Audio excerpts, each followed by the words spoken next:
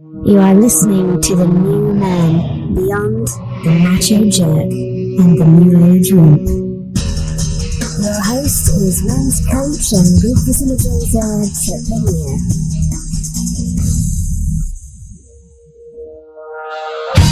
Are you more afraid of rocking the boat or looking like a wimp? Do you see your current life as a diversion or as the training ground for being your best?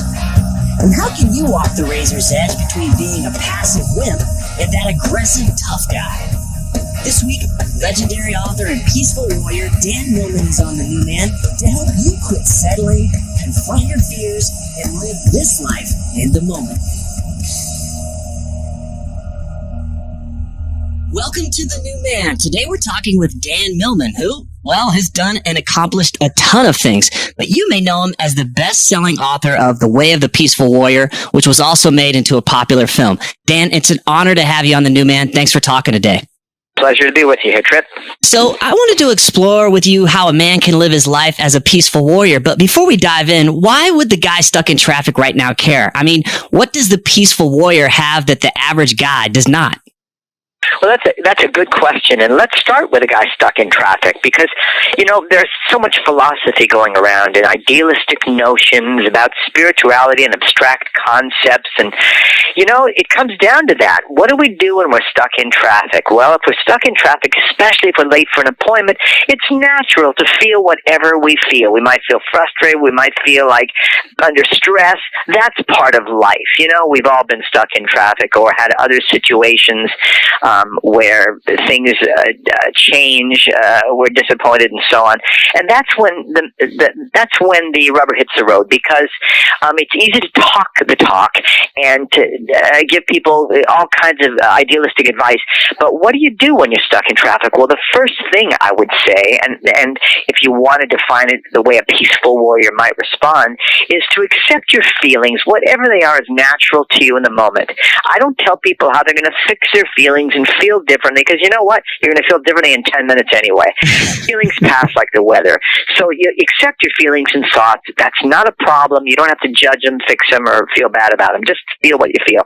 But the focus is, what are you going to do right now? So one thing you do is you take a deep breath. Breathing is good for you. People forget about that. We hold our breath, blood pressure goes up. You take a breath. You take a few breaths and just enjoy just breathing, okay? Meanwhile, if you have, I don't know why people don't do this more. If you're learning a new language, throw the CD on, turn it on, or listen to the radio, or listen to a book on tape, improve yourself. Sometimes you're disappointed when you get to your destination because you want to hear the next thing on this novel you're listening to. So make good use of your time. And the third thing is just focus on what you need to do constructively. In other words, I don't suggest to people, whether they see themselves as peaceful warriors or not, Trip, I don't suggest that they feel courageous and peaceful and happy and loving. And no, I just suggest they act that way. Yeah. Behave in a grateful, say thank you, say I'm sorry, we have cause to do both. So I didn't mean to go off on this monologue, but I'm enthusiastic and you asked the question. So stuck in traffic. Moving from there, I can explain a little more about what I mean by peaceful warrior. Would you like me to get into that a little bit? Yeah, define, what are we talking about here? What is the peaceful warrior? Because in and of itself, this sounds like a contradiction. Yeah, oxymoron. How can you be peaceful and a warrior? Well, actually, anybody who's been involved with the martial arts, anybody who's been a soldier knows that all of us are striving to live with a peaceful heart. A lot of us who want to kind of get more peaceful, a sense of inner peace, relaxation, and the kind of mellowness as we go through life, kind of take things as they come. So we're all striving for a peaceful heart, but there are times in our lives we need a warrior spirit. Because it takes courage to live in this world. It takes courage to love somebody in this world. Our nerve endings are right out there. So that's why I recommend people approach life with a peaceful heart, but a warrior spirit. And so that's what the term means. It's not really an oxymoron. One term balances the other. There have been a lot of peacemakers who were nourishing and kind and supportive and loving, but not all of those had a warrior spirit. And there have also been warriors in this world who were strong, committed, brave. You've got to give them credit for that. People put themselves in harm's way, but not all of those had a peaceful heart. People like Mahatma Gandhi described himself as a soldier of peace. Martin Luther King and many others, male and female, who live that way. So we're all peaceful warriors in training. It's not a club you need to join. You don't need to do some initiation. Daily life is our initiation. We're all in this together. I think that's amazing because so many guys that listen to this are kind of like imagining like, oh, well, I'm trying to find my path, like it's somewhere out there. And a lot of what I'm hearing you say is you got this on day one. And even if you're stuck in traffic right now, this is the path. This is what your life is throwing you right now. And this is how you deal with it. Is that right? Absolutely, Trip. You're right in tune with it. I mean, a guy came to me once and said, Dan, lately I saw your movie and I read your book, Peaceful Warrior, and I'm more interested in spirituality and practice. And he said, but I've got a wife and 3 kids and a full-time job. He said, what am I going to do? And he came to understand that his wife, his children, his full-time job were his spiritual practices. The challenges of daily life are forms of spiritual weightlifting to strengthen your spirit. They demand more and will develop you more than sitting in a cave somewhere and meditating. I know because I've done both. So the arena is right here and now. It's not elsewhere. It's not just sitting and imagining the energy centers of the body and doing these internal exercises. Maybe there's a place for those at times, but daily life is our school, and I'm working on a book right now called The 4 Purposes of Life. It won't be out for a year and a half or so, but it's going to clarify the 4 purposes we're working with, and it's in the school of daily life. That's where we get our training. Awesome. I'm just wondering, how you had Socrates in the book, in the movie. How important is a teacher to kind of point this stuff out? I mean, what if the guy at home can't go find a kind of a wacky guy hanging out at the gas station? What does he do? Well, there's a popular saying that's gone around a lot. I'm sure you've heard it. When the student is ready, the teacher appears. And many people imagine that means, when the student is prepared, and then mystically some teacher like Socrates is going to appear, old gas station mechanic, and lead him up the path. But it doesn't really mean that. It means when the student is ready, when the student is actually paying attention to the lessons all around, which repeat themselves until we learn them. Many of us have noticed that. When the student is ready, the teacher appears everywhere. I wrote Way of the Peaceful Warrior, so my teacher, the old guy I called Socrates, could become your teacher, and anybody who reads the book. I've actually had 4 other major mentors in my life that I'm going to go into in a future book that I'm going to be working on next. So it's not a matter of waiting for some guru, parent figure, wiser person than we are. And, there are smart people in different fields. And we want to make use of wisdom around us, but we always want to check it out against our inner knower. You don't want to give anybody your power. I think I've learned that's a little dangerous. As tempting as it might be, when we're tired of making decisions, we'd like to find a great guru or mentor who will just tell us what to do, but use it's best to also check it out whether this really feels right to us. Very important to honor ourselves in that way. Now, again, this idea of peaceful warrior, there's a balance to it. It's about having our head in the clouds, but our feet on the ground. So this idea of balance, in your show, you talk about, finding a balance between being sort of a macho jerk or a new age wimp. Right. And that's a fun way to put it. I've been trained in the martial arts, numerous arts over the years, and in self-defense, one of the things we're taught is if you're confronted by somebody verbally, you get a fender bender, whatever it is, and you end up having words, you want to avoid 2 things. You want to avoid being passive, and you want to avoid being aggressive. Passive draws in bad energy, being kind of wimpy. That's sort of what you call the New Age wimp. And aggressive, the macho jerk, well, that draws in bad energy too. You want to find the balance between those, which is the word assertive. You keep eye contact. You can say to somebody, I'm really sorry the side of my car slammed into the front of yours. Now, you keep eye contact and you stand your ground. You have a soft voice. You don't escalate things. You de-escalate where you can. But you balance between the assertive, the aggressive, and the passive in being assertive. There's so much shame around guys stepping into their power, and at the same time, it's so needed. They feel like a guy that's being aggressive or a guy that's being powerful is a bad thing, quote unquote, a bad thing. But at the same time, it's not a good thing to be passive. It's not a good thing to just be this kind of spineless wimp. Well, again, there's the balance. There's the balance. I mean, there are times to back off, say, hey, I'm sorry, it was my fault. For example, if I were pulling into a parking space and some guy screeched up and said, that was my space, now get out of there, you might go, what are you going to do, dear? What are you going to do? What if my wife's with me? What, do I want to look like a wimp? You know what I would probably do? I think the wisest course? I would say, hey, I'm really sorry. You know, I didn't see you. Man, I just didn't know you were there. And, hey, listen, if it's that important to you, you know, I can give up the space and it's your space. Often, the guy will go, oh, never mind, man, and just walk off.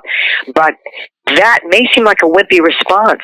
But you know what? People have been killed over parking spaces. A guy he's crazy, road rage, he's on drugs, or he ends up, you throw fists. Even if you win the fight, you can be in a 6-month legal battle after that. So it's not worth it. Now, if somebody's going to attack somebody, a guy in the street, and there's nothing he can do, or attack his loved ones, you got to give him all you got. Yeah. But short of that, you de-escalate. You apologize, but you don't have to do it in a wimpy way. See, look, many guys, what they're afraid of is crying like a little girl, as they say, you know. And they're afraid of looking like a wimp, and their sense of worth is being a man. And we have these expectations about how men are supposed to behave. They're not supposed to behave like idiots. They're supposed to behave like, you know, people who are strong and firm and have a sense of themselves, but also friendly, recognizing maybe that guy's had a really bad day. Maybe his wife just left him, or he lost his job, you know? So it's again, that balance between macho and wimpy, where you know, I had a friend who was an ex-recon Marine, 27 years in the martial arts, really a tough guy. He was at a fair with his, it was a zoo with his daughter, and they were just getting in line, and some guy, another big guy, with his daughter, stepped right in front, just kind of shouldered him and butt in front of him in line, obviously. And my friend kind of said under his breath, wow, some people are just, I guess, you know, in a hurry. And the guy turned around to him, because he heard him, and said, you got a problem with that buddy now, my friend. I'm telling you, he could have wiped the floor with this guy. Yeah. But you know what he did? He said, hey, buddy, no, I got no problem at all. Listen, have a good day. Now, again, is that a wimpy thing? Did he look foolish in front of his daughter? Well, what did he lose? I mean, a little embarrassment, so the guy felt he was a big guy. Whatever, he needed it, you know, and he was able to show off for his daughter how tough he was. But my friend said, is it worth it? It's not. If you get held up, give them your money. No, you can replace a wallet and money and credit cards, you know? Yeah, it seems like there's a line here where if I'm trying to defend something that says I'm not strong, I'm not really strong. Like if I'm coming from that place, but if a real place of strength, a real place of assertiveness and really being rooted means I've got flexibility. I know that this is not really truly a threat to me. Is that what you're saying? They say any landing in a plane where you walk away is a win. And any time you're confronted by somebody, when you both walk away uninjured, that was a win. That was a victory. That was smart. So all the examples I've given so far are giving in. And it sounds like, well, where's your martial arts training?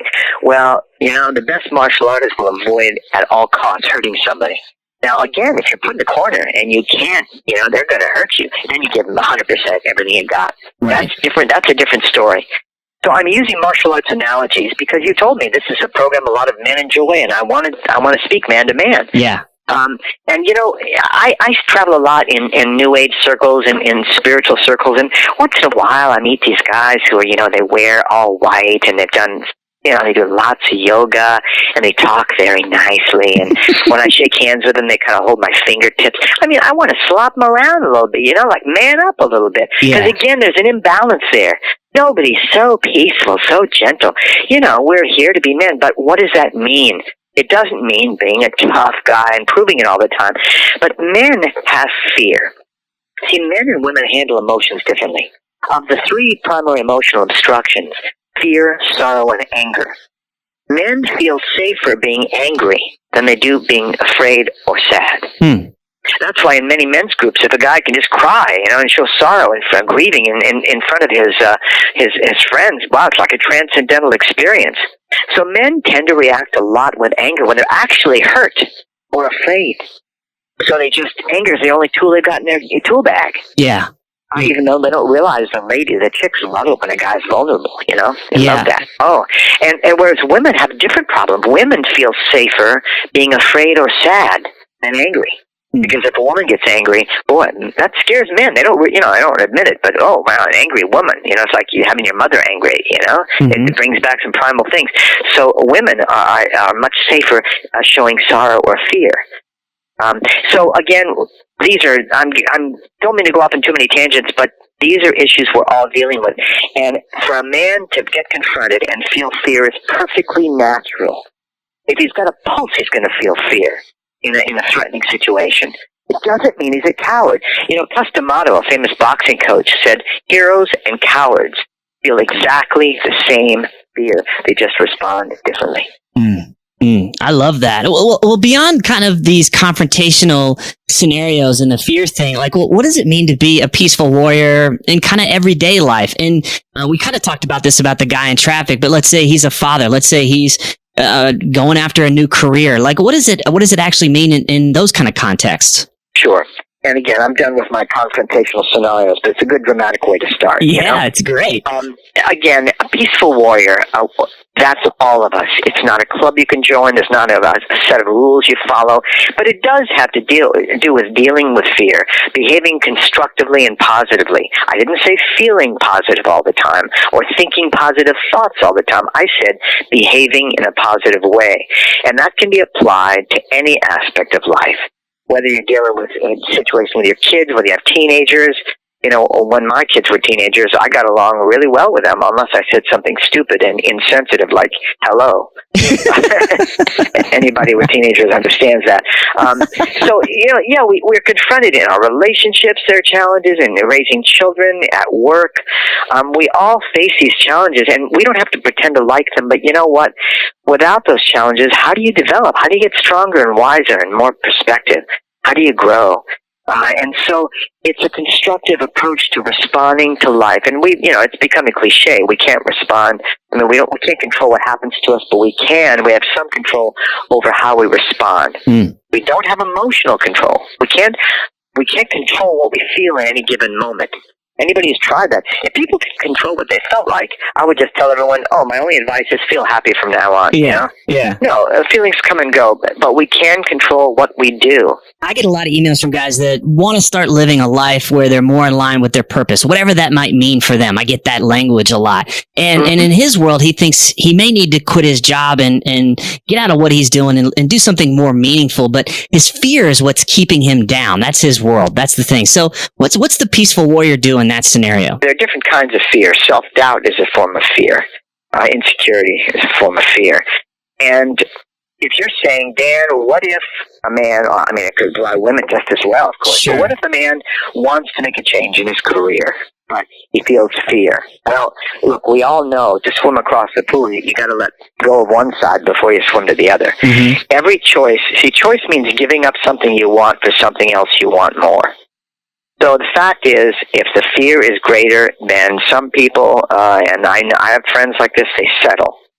They settle for a job, they sigh about it, they're not really happy with it, they complain about it, but they settle because the options are maybe too risky. Yeah. And I'll tell you, fear is a wonderful servant, but it's a terrible master.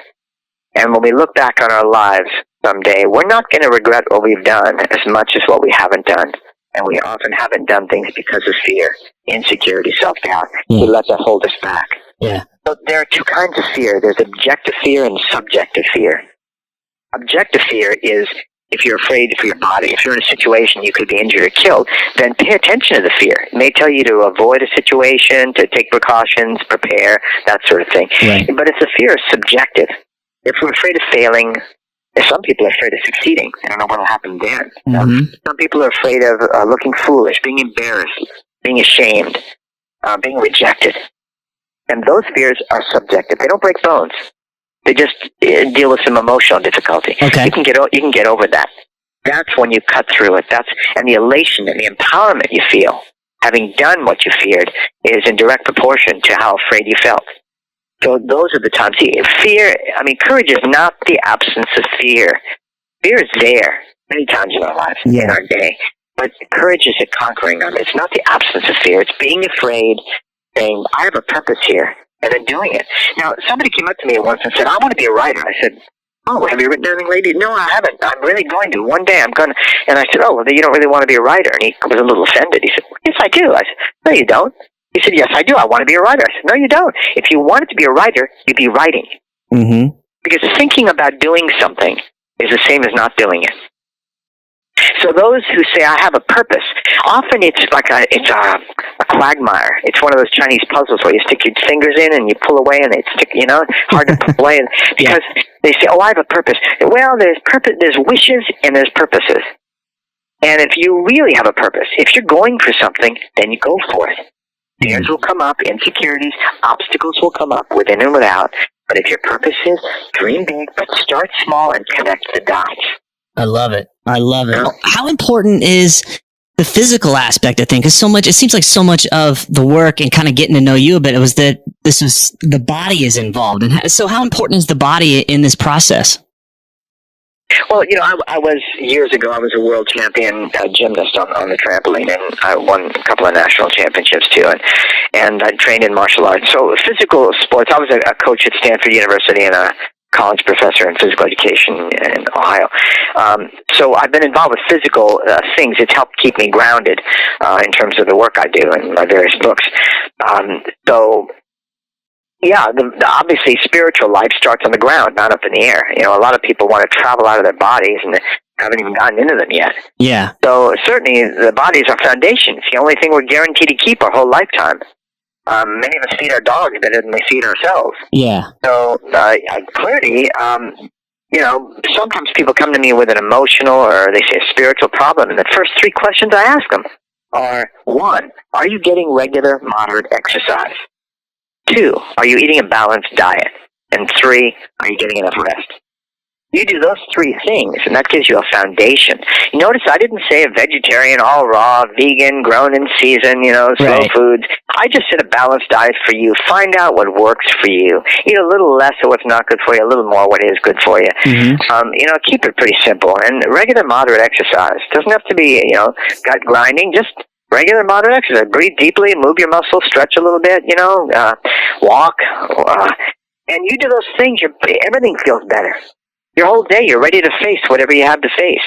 So, I do put an emphasis on you can't ignore, the physical body. Excellent. So what's one thing that a guy can do today that will help him walk this path of the peaceful warrior? We've covered quite a bit of territory here, so let's kind of net it out. What's the one little nugget that he can take away today? Yeah, there's a guy who said, Stanislaw Lech wrote a book. He said, I wanted to tell the world just one word. Unable to do that, I became a writer. Or they say people teach what they need to learn, and I must need to learn a lot because I've written 14 books and counting, and I've got 2 more coming out soon. To me, to take all those books, each one is different from the others, too. The Life You Were Born to Live, No Ordinary Moments, The Laws of Spirit, all these different books. So to say, what's one thing? Let me just say it's certainly not the only thing people can do, but let me give one focus that may be very helpful to men or women out there. Okay. And that is to start to notice what's real. For example, what's real in your life and mine right now is our conversation. We're in the present moment and we're speaking. What I did this morning is no longer real. It's in the past. It's a set of memories, electrical impulses in my brain. What I might do later today, even in 10 minutes from now, is not real. Just my imagination. We spent most of our lives in the past and the future, wondering what we're going to do, what we already did, dragging baggage behind us from the past. And if we just focus more on this one moment of reality, we can handle that. Mark Twain said, I've had many troubles in my life, most of which never happened. Because most of the troubles we have are past and future. Yeah. Anxieties, regrets. If we just focus on what's in front of us, that's probably what I could share for now in terms of one thing people could do, and that is bring your attention as much as possible to the present moment. Past and future are nice places to visit, but you don't want to live there. Let's knock down the big takeaways from this talk. Number 1, spirituality isn't about high-level, abstract, or idealistic mind games. It's about where the rubber meets the road. And in this case, Dan says your practice begins where your fears and frustrations arise. How can you bring positive, constructive actions in those moments where you're not necessarily feeling positive or constructive? Number 2, being a peaceful warrior means you're approaching life with an open heart and a warrior spirit. Having just one or the other means you're out of balance. Having love, compassion, and the guts to confront challenges head-on is the key. Number 3, if you think your true path is somewhere out there, think again. Take a good look around. This is your path. This is your training ground. Cut the BS and realize that there is nowhere else to be. If you're wanting to live your best life, you'll begin to see the growth opportunities and the teachings available whether you're stuck in traffic, dealing with a pain-in-the-ass job, or a dying cell phone battery. Again, how can you bring positive, constructive actions to these scenarios? Number 4, to bring positive, constructive actions to a scenario, you've got to start with the following. Take a deep breath. Now take another. After that, accept how you feel, even if you're pissed, hurt, or sad. Don't brush your feelings under the rug or try to change them. From this place, ask how you can create the best, most constructive outcome in this situation. If you get lost, orient yourself to the positive and courageous actions, even if you're not feeling positive or courageous in the moment. Number 5, when the student is ready, the teacher will appear. Now, don't fixate on the outcome that a Socrates or Yoda is just going to magically show up for you. When you're really ready to learn, you'll start to see learning opportunities all around you, even in the most mundane situations. And if you do work with a teacher, remember to listen to your own inner knowing. Never give away your power. Number 6, when a challenge arises, avoid being passive or aggressive. The middle path is assertive. Stay present. Stay focused. Don't fold and don't puff yourself up.